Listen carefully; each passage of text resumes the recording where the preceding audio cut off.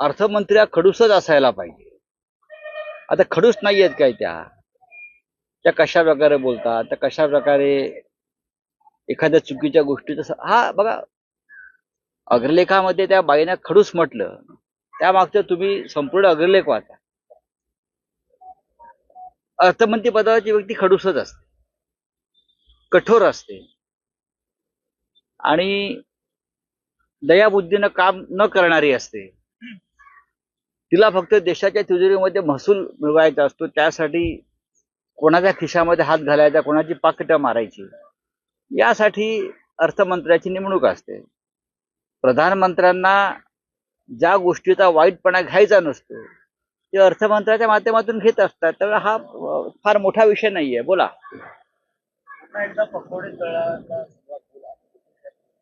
अर्थात बघा बघा आपल्या अर्थसंकल्पात महागाई कमी करण्यासाठी काही योजना आहेत का? नाही. महागाई वाढली. बेरोजगारी कमी करण्यासाठी काही उपाययोजना आहेत का? नाही. महागाई आणि बेरोजगारी कमी होणार नसेल तर मध्यमवर्गीयांचं कसं काय भलं होणार? रुपया ज्या पद्धतीनं कोसळलाय, 87 रुपयावरती आला, $87 तुलनेत. रुपया मजबूत करण्यासाठी काही योजना आहेत का? मी म्हणतो अजिबात नाही. 12 लाखाच्या पर्यंत जो स्लॅब आहे इन्कम टॅक्स रिलीफचा, त्याच्या पलीकडे मध्यमवर्गीयांसाठी किंवा गरिबांसाठी कोणती योजना मला दिसत नाही. मुळात 12 लाख इन्कम टॅक्स भरण्यासाठी 12 लाख इन्कम आणावं लागेल ना.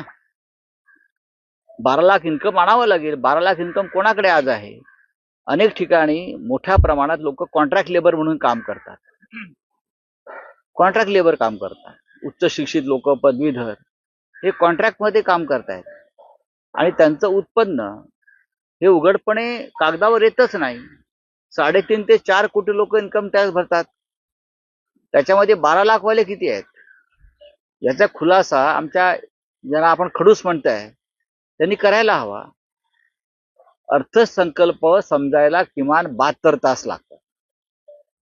बाईने अर्थसंकल्प वाचला आणि ताबडतोब आम्हाला कळलं हे कोणी म्हणत असेल तर ते मूर्ख आहेत.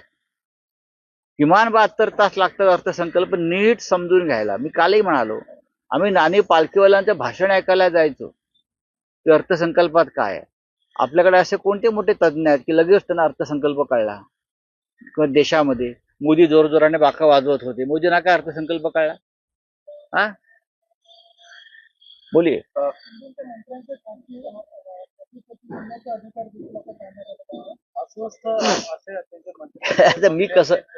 मी कसं काय सांगू? आज या प्रकारच्या बातम्या प्रसिद्ध झालेल्या आहेत की मंत्र्यांना त्यांचे सचिव नेमण्याचे अधिकार नाही. म्हणजे जे केंद्रामध्ये मोदींच्या मंत्रिमंडळामध्ये आहे तेच महाराष्ट्रामध्ये फडणवीस यांच्या मंत्रिमंडळामध्ये होत आहे. अर्थात शिस्त म्हणून ते योग्यच आहे. जर तुम्ही शिस्त म्हणाल, एक शिस्त असते. जर मुख्यमंत्र्यांनी त्या शिस्तीच्या संदर्भात अशा प्रकारे काही ठरवलं असेल तर त्याच्यावरती फार टीका करण्याचं कारण नाही.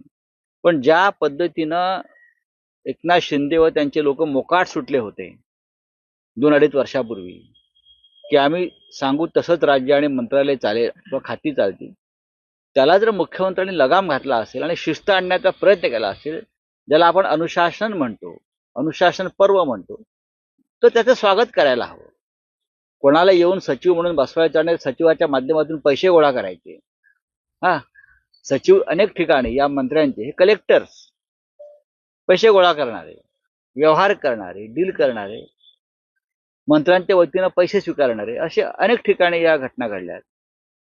आणि त्याच्यामुळे जर देवेंद्र फडणवीस यांनी मुख्यमंत्री म्हणून त्याच्यावर नियंत्रण आणलं असेल तर त्याच्यावरती फार टीका व्हावी किंवा त्याच्या संदर्भात काही प्रश्नचिन्ह निर्माण करावं असं मला वाटत नाही. 80,000 कोटी थकबाकी आहे टेंडर जी घेतली गव्हर्नमेंटची कंत्राटदारांची. आता कंत्राटदार आंदोलनाचा नाही, 80,000 कोटी ही कामं कंत्राटदारांकडून करून घेतली आहेत किंवा न करता त्यांच्याकडून 25% कमिशन घेतलं.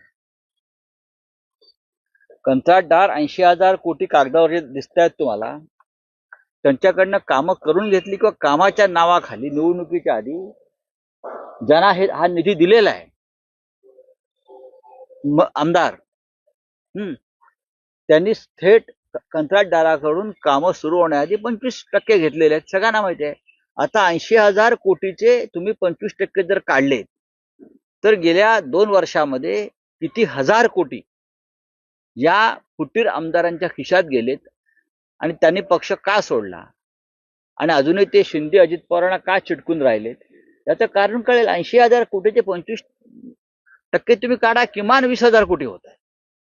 किमान 20,000 कोटी होत आहे. ते 20,000 कोटी रुपये कंत्राटदारांकडून टेबलाखालून आधीच घेण्यात आलेले आहेत. हे तुम्हाला स्पष्ट दिसत आहे. 80,000 कोटीचे व्यवहार ज्या ठेकेदारांबरोबर झाले ते रस्त्यावरती उतरलेले आहेत. हा पुरावा आहे सगळ्यात मोठा. त्यांना का त्यांचं काम जर झालं असेल त्याचे पैसे काय मिळत नाहीत, ते का थांबवले आहेत? मुख्यमंत्र्यांनी आदेश देऊन हे पैसे थांबवले आहेत. त्याचं कारण त्यांना त्याच्यामध्ये भ्रष्टाचार दिसतोय, कमिशनबाजी दिसते.